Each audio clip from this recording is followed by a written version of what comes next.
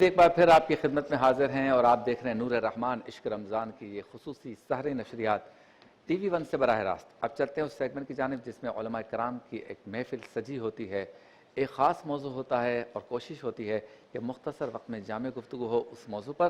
Segment کا نام ہے عالم ٹائم۔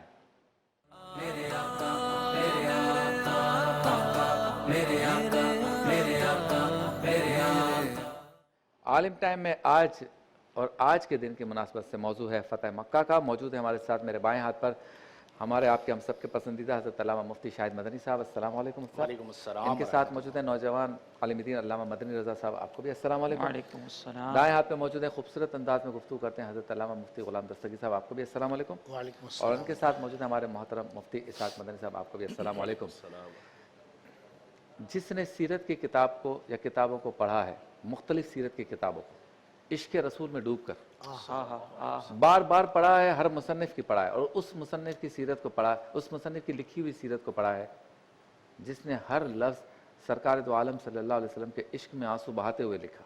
سبحان اللہ۔ وہ 2 یا 3 واقعات کو فوکس کر لے جس کی وجہ سے تاریخ اسلام پہچانی جاتی ہے، ایک ہجرت، دوسری صلح حدیبیہ اور تیسری فتح مکہ۔ سبحان اللہ۔ ان میں حکمت ہے، کسی میں تدبر ہے، کسی میں بہادری ہے، کسی میں حکمت عملی ہے، کسی میں فہم ہے، کسی میں فراست ہے۔ ان 3 واقعات نے پوری اسلامی تاریخ کو تبدیل کر دیا۔ سبحان اللہ۔ تو آج میری آپ کی ہم سب کی خوش نصیبی ہے کہ آج ہم فتح مکہ پہ گفتگو کریں گے۔ ایک ایک سطر اس کی آپ پڑھیں، اس واقعے کی، سرکار کی سیرت میں سرکار نے کیا سوچا، کس طرح سے حکمت عملی بنائی، پھر بدلی، پھر آگے گئے، تھوڑا پیچھے ہٹے، پھر آگے گئے، اس طرح سے کرتے کرتے کرتے سامنے دشمن کو بھی دیکھا کہ اس کی کیا حکمت عملی ہے، اس کو بھی دیکھتے گئے، انٹیلیجنس کا بھی سہارا لیا، اور پھر سرکار ہے بھائی، جو چاہے کر سکتے ہیں۔ لیکن مجھے آپ کو سکھانے اور بتانے کے لیے کہ لیڈر ایسا ہونا چاہیے۔ وقتی طور پر لگتا ہے کہ وہ پیچھے ہٹ رہا ہے، لیکن پیچھے ہٹنا نہیں ہے، یہ حکمت عملی ہے۔ آپ اس کے سامنے اگر ہاتھی ہو، بڑا دشمن ہاتھی، تو اس کو تھکا دینا ہی آپ کی فتح ہے۔ اس کو آگے پیچھے کرتے رہے، وہ تھک کے ویسے بیٹھ جائے گا۔ اس کو بھی پیش نظر رکھنا ہے، اپنی طاقت کو بھی دیکھنا ہے، اپنے لوگوں کو بھی بچانا ہے، پھر تبلیغ بھی ساتھ ساتھ چل رہی ہے، دین کا پیغام بھی چل رہا ہے۔ تو آج میں نے یہ تمیز اس لیے باندھی کہ جب یہ ساری چیزیں سامنے رکھتے ہوئے آپ فتح مکہ پر جو گفتگو 1-1.5 گھنٹہ ہوگی، اس کو سنیں گے تو لطف بھی آئے گا اور سمجھ میں بھی آئے گا کہ آج جو لوگ ملک فتح کرنے کے لیے جاتے ہیں ان کی سوچ میں کیا فرق ہے اور آقا کریم کی سوچ میں کیا فرق ہے۔ مجھے یاد ہے جب 90s میں امریکہ نے عراق پر حملہ کیا اور بغداد شہر کے اندر امریکہ کی فوجیں داخل ہوئی، سب سے پہلے انہوں نے اسلام کے جتنے بھی نشان تھے ان کو توڑا، سیڑھیاں لگا کے کرینوں کے ساتھ چڑھ کے انہوں نے اس کو توڑا۔ اور دوسری طرف میرے آقا جب فتح مکہ میں مکہ المکرمہ میں فاتح بن کے داخل ہو رہے ہیں، آپ مختلف راویوں کی مختلف روایتیں پڑھ لیں، کسی میں سرکار کا سر انور جھکا ہوا تھا، کسی میں تھا کہ سرکار جو ہے وہ قرآن پاک کی تلاوت فرما رہے تھے، کسی میں تھا اس جانور کو بچاؤ، کسی کو کہہ رہے ہیں کہ بچوں کو کچھ نہیں کہنا، کسی کو کہہ رہے ہیں عورتوں۔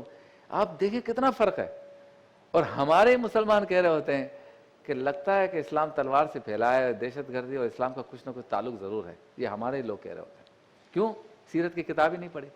آج پڑھائیں گے انشاءاللہ آپ کو۔ جی مفتی صاحب اسٹارٹ لیں فتح مکہ۔ بسم اللہ الرحمن الرحیم۔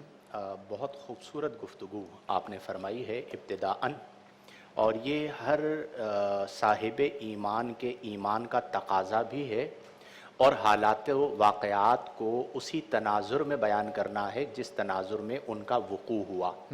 اور بلا شبہ فتح مکہ اسلام کا وہ تاریخی دن ہے کہ نبی کریم علیہ افضل الصلاۃ والتسلیم نے ایک ایسی مثال قائم فرمائی کہ رہتی دنیا تک ویسی اخلاق حسنہ اور اخلاق کاملہ کی مثال قائم نہیں کی جا سکتی۔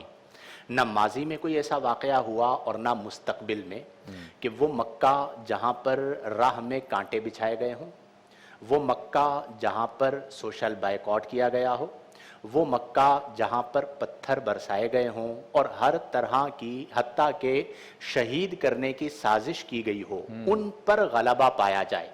تو اب عموماً جب کوئی غالب ہوتا ہے تو وہ بدلہ لیتا ہے، لیکن ہمارے پیارے نبی صلی اللہ علیہ وسلم کی عظمت پر قربان کہ آپ کائنات کی وہ شخصیت ہیں کہ جب آپ غلبہ پاتے ہیں اور 10,000 صحابہ کرام کے ساتھ مکہ کو فتح کرتے ہیں تو آپ اعلان فرماتے ہیں لا تثریب علیکم الیوم، آج کے دن کسی پر زور زبردستی نہیں۔ یعنی تاریخ نے وہ دن دیکھا کہ مکہ فتح ہو رہا ہے لیکن تلوار کے زور پر کسی کو مسلمان نہیں بنایا جا رہا، کسی کو یہ نہیں کہا جا رہا کہ عیسائیت کو چھوڑ دو، یہودیت کو چھوڑ دو، بلکہ حکم دیا جا رہا ہے کہ آج کے دن کسی پر زور زبردستی نہیں، وَأَنْتُمُ الطُّلَقَاءُ، اور تم سب کو میری طرف سے آزاد کیا جاتا ہے، یعنی کسی سے کوئی بدلہ نہیں لیا جائے گا۔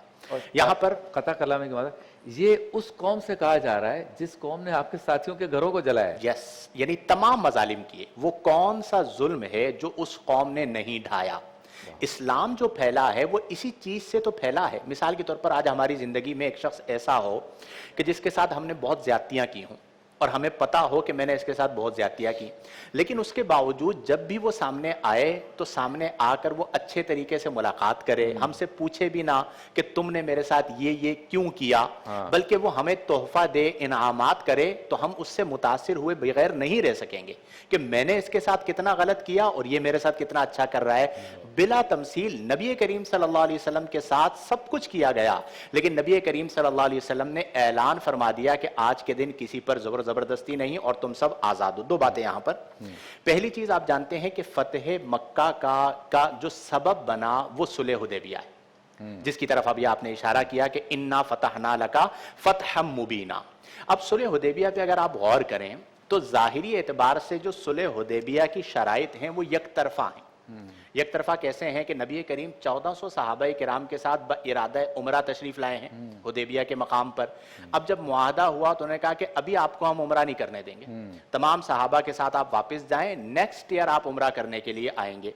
تو یہ یعنی عمرے کے ارادے سے جا رہے ہوں اور پھر واپس لوٹایا جائے، تو یہ ظاہری اعتبار سے ایک طرفہ شرط ہے۔ پھر اسی طرح ایک شق اس کی یہ تھی کہ اگر مکہ سے کوئی مدینہ آ جاتا ہے تو اسے آپ ہمارے حوالے کریں گے، لیکن اگر مدینے سے کوئی مکہ آ جاتا ہے تو اسے ہم آپ کے حوالے نہیں کریں گے۔ ان تمام تر یک طرفہ شرائط کے باوجود نبی کریم صلح حدیبیہ فرما رہے ہیں۔ اس کی وجہ کیا ہے کہ بذریعہ وحی اللہ تبارک و تعالی نے صلح حدیبیہ کے پس منظر میں آپ کو فتح مبین کی خوشخبری عطا فرمائی کہ فتح مکہ کا جو سبب ہے وہ صلح حدیبیہ بنے گا۔ اسی لیے صحابہ کرام میں بشری تقاضوں کے تحت تھوڑا اضطراب پایا گیا، جیسے ہوتا ہے نا کہ یہ شرط بھی مان لی، یہ شرط بھی مان لی، لیکن نبی کریم صلی اللہ علیہ وسلم کمال اطمینان کے ساتھ اسے تسلیم کر رہے ہیں، اور پھر وہی تاریخ نے دیکھا کہ فتح مکہ ہوا اور اس کا سبب جو ہے وہ صلح حدیبیہ بنا جو نبی کریم صلی اللہ علیہ وسلم نے صلح فرمائی۔ دوسری بات یہاں پر یہ سمجھ میں آئی کہ بعض اوقات جنگ بندی کے لیے یا بعض اوقات کسی بڑے مقصد کو حاصل کرنے کے لیے صلح کرنا شکست کی دلیل نہیں ہوتا یا بزدلی کی دلیل نہیں ہوتا، بلکہ وہ کمال حکمت ہوتی ہے جو قائد دیکھ رہا ہوتا ہے، اور چونکہ فیصلہ جو ہے وہ قائد نے کرنا ہوتا ہے تو وہ بعض اوقات ایسا فیصلہ کرتا ہے جو بادیون نظر میں درست نظر نہیں آ رہا ہوتا، لیکن جب اسی فیصلے کو دقت نظری سے دیکھا جائے اور عمیق گہرائی میں جا کر دیکھا جائے تو پھر اس کی حکمتیں واضح ہوتی ہیں، جیسا کہ نبی کریم صلی اللہ علیہ وسلم نے صلح حدیبیہ فرمائی۔ دوسری بات یہ ہے کہ دیکھیں آج ہماری زندگی میں ہم بھی بہتوں کے ساتھ زیادتی کرتے ہیں، ہمارے ساتھ بھی بہت سارے زیادتی کر لیتے ہیں، تقاضۂ بشریت ہے، انسان غلطیاں کرتا ہے۔ اب بعض اوقات ایسا ہوتا ہے کہ کوئی ہمارے پاس آتا ہے اور آ کر کہتا ہے کہ جی میں نے آپ کا یہ حق تلف کیا، آپ کے ساتھ زیادتی کی، میں آپ سے معافی مانگتا ہوں، آپ مجھے معاف کر دیں۔ ہم بعض اوقات زبان سے کہہ دیتے ہیں کہ میں نے تمہیں معاف کیا، لیکن ہم دل میں اس بات کو رکھتے ہیں کہ جب ہمیں موقع ملے گا تو ہم اگلا پچھلا حساب برابر کر دیں گے۔ اب فتح مکہ کل مسلم امہ کے لیے ایک علامت ہے کہ نبی کریم معاف کر رہے ہیں، اور کسے معاف کر رہے ہیں؟ ان لوگوں کو جو کہ مشرکین مکہ ہیں۔ کسے معاف کر رہے ہیں؟ ان لوگوں کو جنہوں نے ہر طرح کا ظلم کیا، اور نبی کریم صلی اللہ علیہ وسلم ایسے معاف فرما رہے ہیں کہ آپ نے فرمایا کہ من دخل دار ابی سفیان فہو آمن، کہ جو ابو سفیان کے گھر میں داخل ہو جائے گا اسے بھی امن دیا جائے گا۔ اور یہ ابو سفیان کون اور تھے؟ انہوں نے بعد میں اسلام قبول کیا، صحابی رسول بنے، لیکن مکہ کی زندگی کے اندر بہت تکالیف بھی پہنچائی۔ تو نبی کریم صلی اللہ علیہ وسلم نے ایک مثال یعنی علامت کے طور پر بیان فرمایا کہ جو ابو سفیان کے گھر میں داخل ہو گیا اسے بھی امان دیا جائے گا۔ دوسری بات آپ دیکھیے کہ قائد کا ویژن کیسا ہوتا ہے کہ مکہ فتح ہو گیا، خانہ کعبہ میں بتوں کو گرا دیا گیا، اب موقع ہے کہ خانہ کعبہ پر چڑھ کر آذان دینی ہے۔ اب یہ کتنی بڑی سعادت ہے کہ خانہ کعبہ پر چڑھ کر آذان دی جائے، بڑے بڑے رؤسا موجود ہیں، بڑے بڑے صحابہ موجود ہیں، لیکن نبی کریم صلی اللہ علیہ وسلم نے رنگ، نسل اور نسب کا جو فخر اس زمانے میں تھا اسے اپنے مبارک قدموں کے نیچے روندا، اور حضرت بلال حبشی جو ایتھوپیا سے، حبشہ سے تشریف لائے تھے، انہیں حکم دیا کہ آپ مکہ پر چڑھیں اور آذان دیں، یعنی عمارت خانہ کعبہ پر۔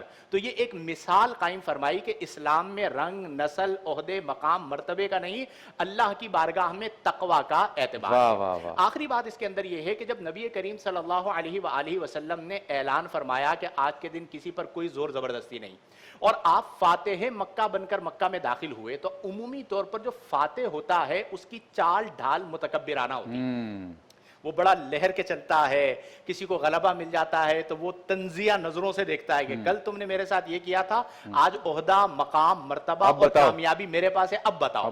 لیکن قربان جائیں سید الانبیاء صلی اللہ علیہ وسلم کی عظمت پر کہ آپ جس اونٹنی پر سوار ہیں، اس اونٹنی پر آپ مکہ میں داخل ہوتے ہوئے اتنے جھک جاتے ہیں کہ آپ کا سینہ اطہر اونٹنی کے کوہان کو چھو رہا ہوتا ہے، یعنی آپ فاتح مکہ ہیں لیکن عاجزی کے ساتھ اور انکساری کے ساتھ مکہ المکرمہ میں داخل ہوتے ہیں، عورتوں کو نقصان پہنچانے سے منع کر دیتے ہیں۔ ابھی آپ نے عراق کا ذکر کیا کہ ہمارے ہاں جب جنگ ہوتی ہے تو بم گھرایا جاتا ہے، اس بات کا خیال نہیں کیا جاتا کہ کس کو نقصان پہنچ رہا ہے اور کون مر رہا ہے۔